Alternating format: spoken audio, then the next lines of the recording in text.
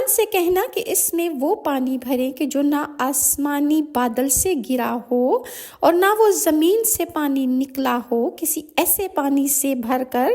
یہ شیشی مجھے واپس کر دیں اور پھر وہاں سے جلدی چلے آنا اور مجھے آ کر اس بات کی خبر دو کہ یہ تمام جب میری شرائط حضرت سلیمان نے دیکھی تو انہوں نے کیا کیا۔ چنانچہ قاصدوں نے وہ سب لے کر حضرت سلیمان علیہ السلام کو جو کچھ ملکہ بلقیس نے دیا تھا آپ کے دربار میں پہنچا دیا، اور وہ شرطیں بھی جو بلقیس نے چلتے وقت ان قاصدوں سے کہی تھی تمام حضرت سلیمان علیہ السلام کے دربار میں آپ کے سامنے بیان کر دی گئیں۔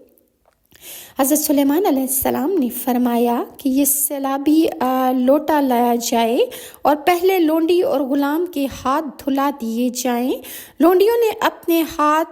اپنے صرف ہاتھ دھوئے، لہٰذا پتہ چل گیا کہ یہ لونڈیاں ہیں، اور مرد جو غلام تھے انہوں نے اپنی کوہنیوں تک جب ہاتھ دھوئے تو حضرت سلیمان علیہ السلام کو پتہ چل گیا کہ یہ سب مرد حضرات ہیں۔ تیسری شرط جو ملکہ بلقیس نے رکھی تھی کہ اس نے خالی شیشے کی بوتل دی اور کہا کہ اس میں ایسا پانی بھر کر حضرت سلیمان علیہ السلام بھیجیں کہ جو نہ آسمان سے برسا ہو اور نہ زمین سے نکلا ہو۔ تو حضرت سلیمان علیہ السلام نے ان غلاموں کو گھوڑوں پر بٹھا کر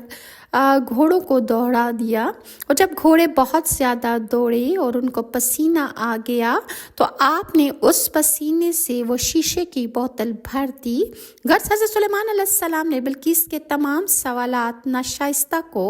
بطریق شائستہ حل کر کے اور اس کے قاصدوں کو بہترین لباس عطا کر کے رخصت کر دیا۔ پس قاصدوں نے بلقیس سے جا کر یہ معجزات اور کرامات بشرح بیان کر دی۔ بلقیس نے یہ سن کر اپنے تمام حکومت کے لوگوں سے کہا کہ بہتر یہ ہے کہ میں حضرت سلیمان کے پاس جاؤں اور ان کی اطاعت قبول کر لوں۔ یہ کہہ کر بلقیس نے اپنا اسباب سفر تیار کرنا شروع کر دیا اور اپنے ساتھ لونڈی، غلام اور بہت سا لشکر بھی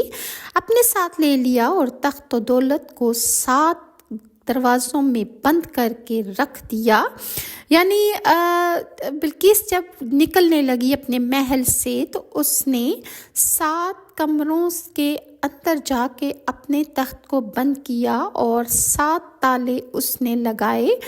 اور کنجیاں اس نے اپنے ساتھ رکھ لیں۔ یعنی اس نے جو تالے لگائے تھے اپنے تخت کو چھپانے کے لیے،